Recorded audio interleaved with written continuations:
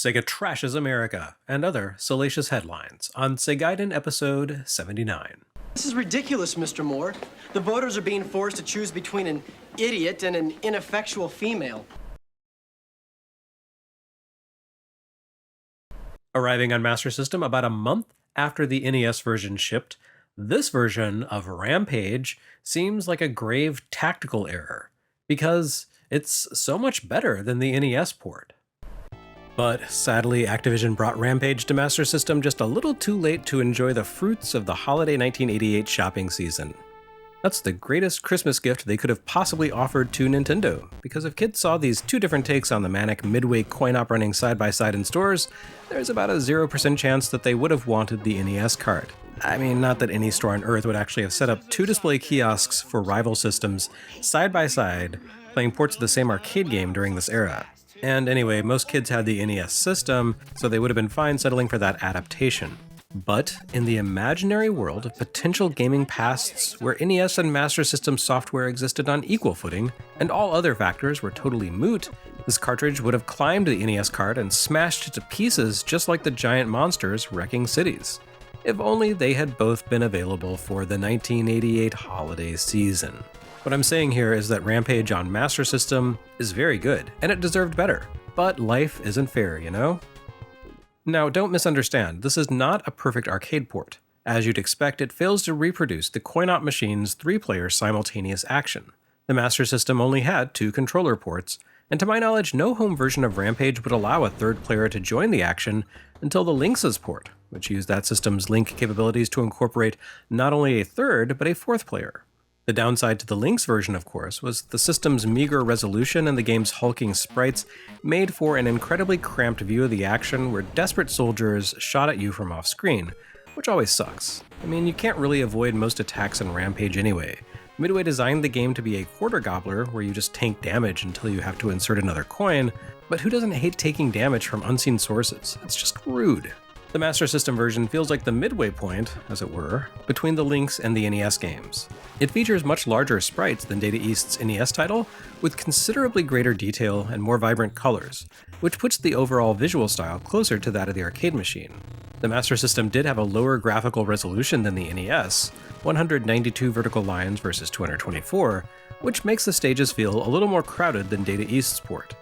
But where the crowded visuals of the Lynx release felt too cramped and restrictive, here it feels just right. With its bigger sprites occupying less pixel real estate, the cities feel less spread out, allowing you to spend more time climbing the skyscrapers and less time muddling around on the ground moving from point to point. This is a fairly fine difference in the grand scheme of things, but the adjustments present on Master System just make for a more engaging, energetic, exciting experience. And let's be honest, Rampage lives or dies by its visuals and energy. There's not a lot of depth to this game. Midway deliberately designed it as a dumb, mindless experience. Which is appropriate. You're playing as Godzilla and King Kong proxies. These movie monsters did not exactly carry Mensa cards. And in the Master System version, you can also play as Ralph, the giant wolfman. An option not present for NES. You can't play as George and Lizzie and Ralph all at once, of course, but with 2 people wrecking the town with the Master System's screen and sprite proportions, this port of Rampage becomes pretty manic before you've even made your way out of San Francisco. All told, you pound your way across the country by stopping off in 10 different cities, mostly coastal cities like Baltimore and LA. But you do drop in to crush a few major Midwestern burgs and the flyover states, including Dallas, Detroit, and Chicago. This is considerably fewer cities than in the arcade game, which had you visiting multiple cities in more than 40 different states. The NES version took a similar tack, with each of the game's 128 days representing a different town. Here, you spend 5 days in each of the 10 cities. It turns out this makes no real difference to the gameplay. The cities all amount to wallpaper anyway, with only the most trivial differences distinguishing them. For example, a cable car sometimes appears in San Francisco, but not in most other cities. But aside from things like the hills in the background of LA, the skylines don't represent the actual cities in any real way, so who cares? Truth be told, the prospect of playing Rampage to completion, whether 50 stages, 128, or 768 as in the arcade, sounds unbelievably boring. This is not really a game that wants you to invest a lot of time or thought into it. It's a game about pretending to be a huge monster, destroying buildings, punching helicopters out of the air, and devouring both toilets and ladies in pretty party dresses alike. Rampage is about being social with a friend while acting out antisocial fantasies. It offers quick, no-frills amusement with repetitive play and increasingly unfair challenges to overcome.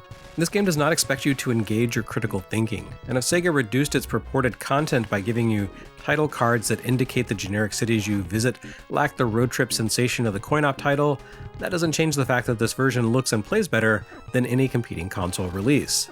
I mean, don't even ask about the Atari 2600 and 7800 versions. I'll get there eventually, but rest assured that 8-bit ports of Rampage absolutely peaked here.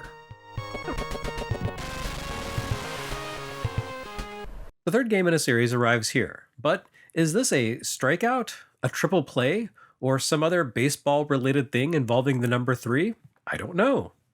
But I do know that the development credit on Reggie Jackson Baseball belongs to Whiteboard, making this the, third Whiteboard-developed baseball game we've seen on Segaiden.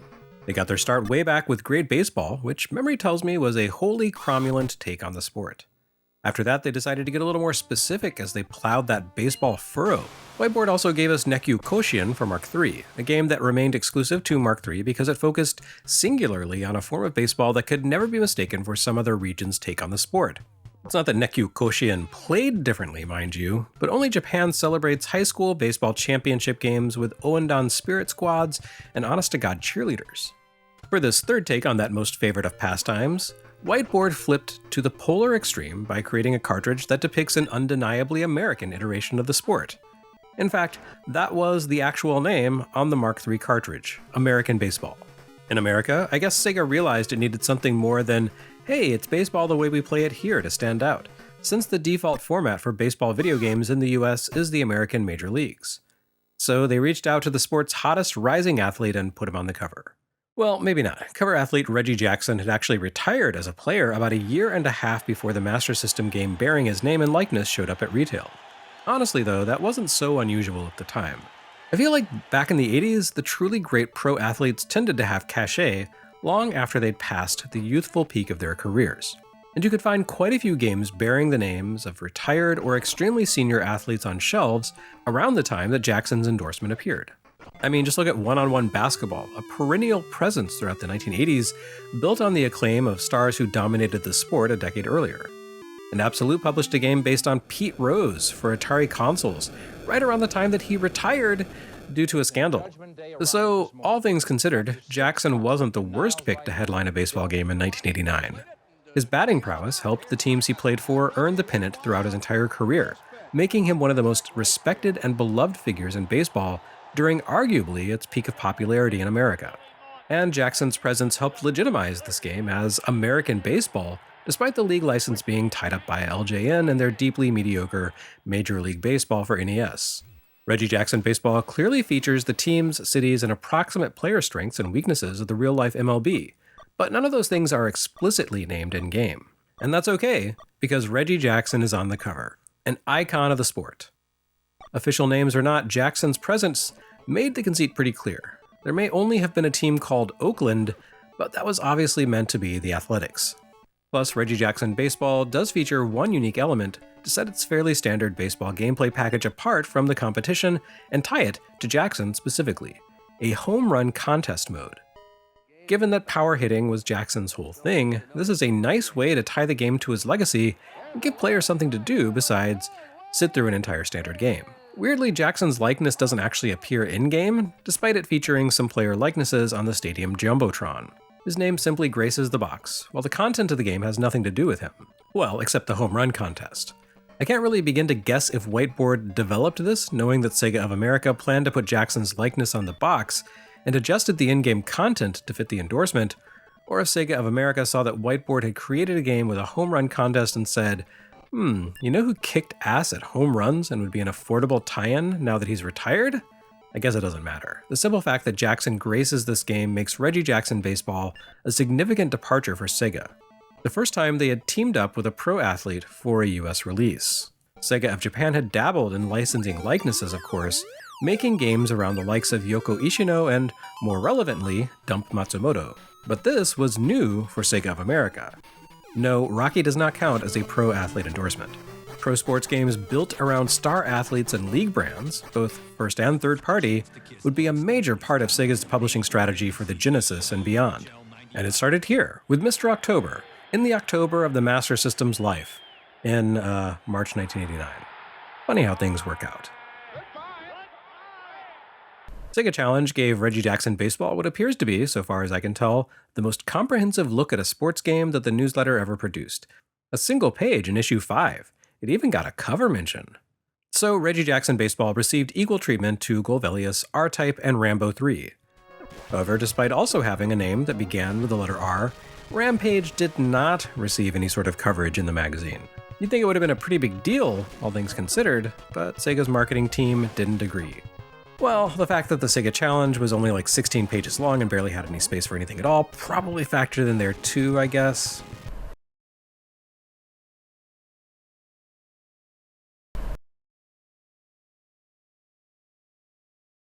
Next time on Segaiden, a visit from the landed gentry.